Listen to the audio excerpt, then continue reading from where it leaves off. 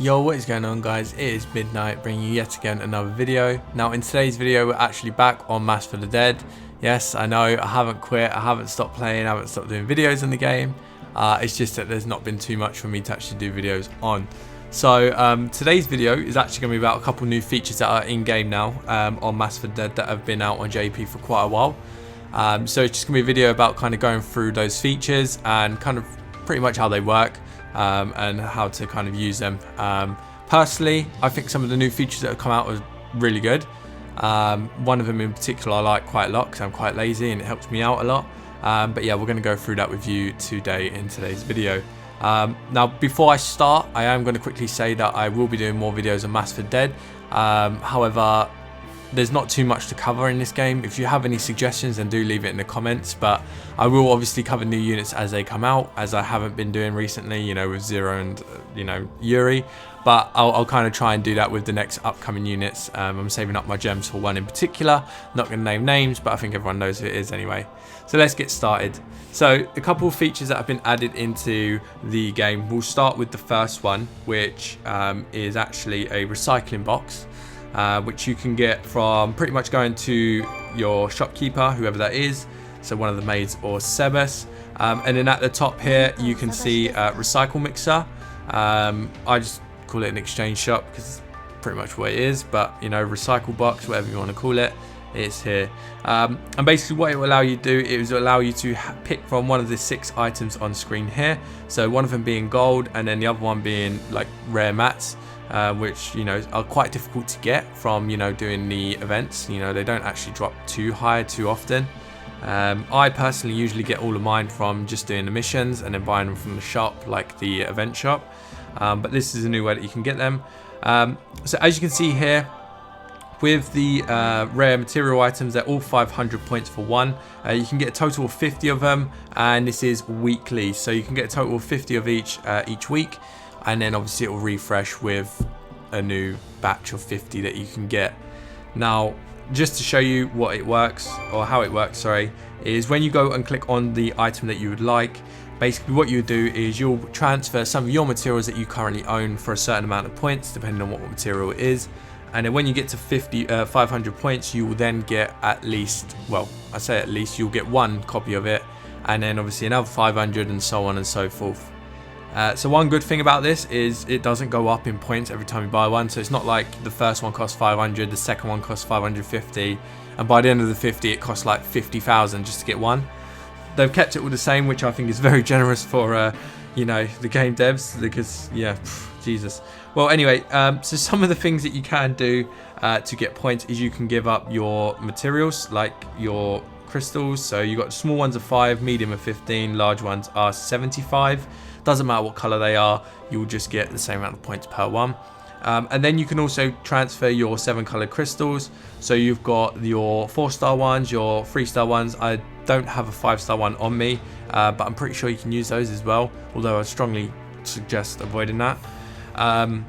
4-star, 500 points, 3-star, 50 points.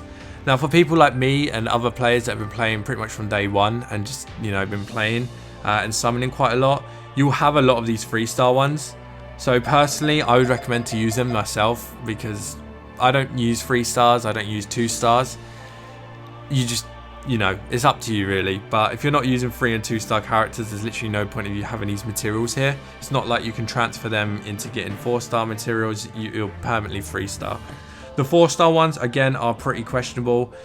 You might have a lot of them, like I do here, but you got to think, are you going to use 4 stars? Some 4 stars are actually quite valuable, and it is quite good to have some of these on the side. So I'd avoid using these as much as you can, but I would definitely use the 3-star ones. And then again, all your other crystals, depending on how many you have, use what you feel like you need. Now, if you're going for gold, you can actually transfer more materials. So like your 7 colored crystal, yeah, there we go. Now I've got some.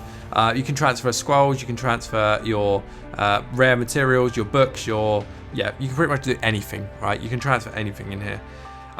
Again, same thing, I would use those 3-star ones, or if you really wanted to, I would use like the small scrolls or the small, just anything you don't feel like you need. So if you don't feel like you're using dragon crystals a lot and you've got your team set, use them. Use whatever you feel best.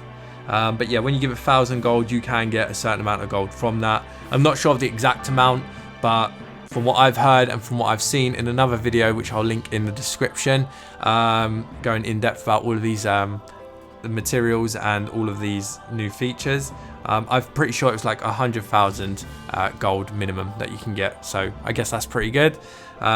Personally, I would go for the materials over the gold because I've got quite a lot of gold, and 100k is not really too much. That's like 3 extreme runs of whatever event is happening. So yeah, that's the recycle shop. Now the other one is the investigation. Now investigation, what this is, basically like an exploration. You send units, they go on a mission, and in a certain amount of time they will come back. When they come back, you'll get rewards such as materials, crystals, books, scrolls, gold. You also get XP for the characters that you choose, and you'll also get intimacy for your characters that you choose if you haven't got them already that they used. So you have 3 slots. The first one you unlock immediately anyway, and then the other 2 you unlock via leveling up. Basically what it will do is you get to choose 4 characters to go on an expedition, so to say, or an investigation in this case. And when they go off to do that investigation, they will come back in a certain amount of time with rewards for you based on what star difficulty they went on, and depending on how long they actually took. So yeah, that's pretty much it really. The 2-star ones will be obviously the ones that will take a bit longer but not too long. The 3-star will be the longest one, and the 1-star will be the shortest.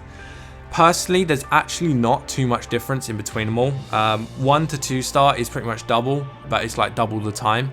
And then 2 to 3-star is virtually the same thing. It's like another 4 hours on top, and you get basically an extra 1-star reward. So there's actually not much different between doing 3 1-stars and 1 3-star. Like the time will take the same and the rewards will be the same. Like you'll still get the same amount. The only difference is you don't have to keep putting your units back on. So personally, I try to find 3-star and 2-star ones just because I don't play the game as much. I'm not online every hour of the day, so I just come on here and there. So coming back every 8 hours or even 6 hours is fine for me. Every 4 hours, yeah, I'll skip on that, thank you. But yeah, what I was saying about this before is you get intimacy from this, and I personally can never be bothered to do intimacy, so I can just pop my units here, and after a long time they'll eventually get their intimacy up. But it helps, I guess, and obviously the rewards and the XP also help as well. One more thing I will add about this is you can refresh. So you'll get, let's say, 3 1-star missions. You can actually refresh them with your daily refreshes. You get 5 if you're not VIP and 10 if you are VIP. You also get 50% time cut if you're on VIP, which is very good. And you can actually cut times by using your gems, which I do not recommend, or you can use your hourglasses, which if you do have, I would use them. At the moment, I don't actually think there's a way of getting them. You might get them from events and just logging in, but there's no actual way to get these right now. So, you know, don't worry about these hourglasses too much. But yeah, that is pretty much everything that has been new into the game. So yeah, hopefully you guys enjoyed the video. I know it's been a little old while that I have done a Mass for Dead video, but yeah, I thought I should cover these videos. But if you guys would like to see more Mass for Dead content pretty more regularly than myself, because I'm only really going to upload when there's new units or new features, so pretty much once every like 2-3 weeks, because no units come out really in this game. But yeah, I'll try and keep it as active as I can. But as I said, I'll leave some link to a few different channels in the description that you can watch a bit more consistent, you know, with the game. Some of them will be tips, some of them will be podcast. That's quite a good one. There's a podcast that me and a buddy of mine do on the Discord, and a few other people, where we kind of talk about the state of the game, not only on global but on JP, and talk about some of the units and give our opinions and share our thoughts with that. If you'd like to hear about that, you can. If you want to leave a comment on there, you can as well. But yeah, hopefully you guys enjoyed the video. Take care and peace out.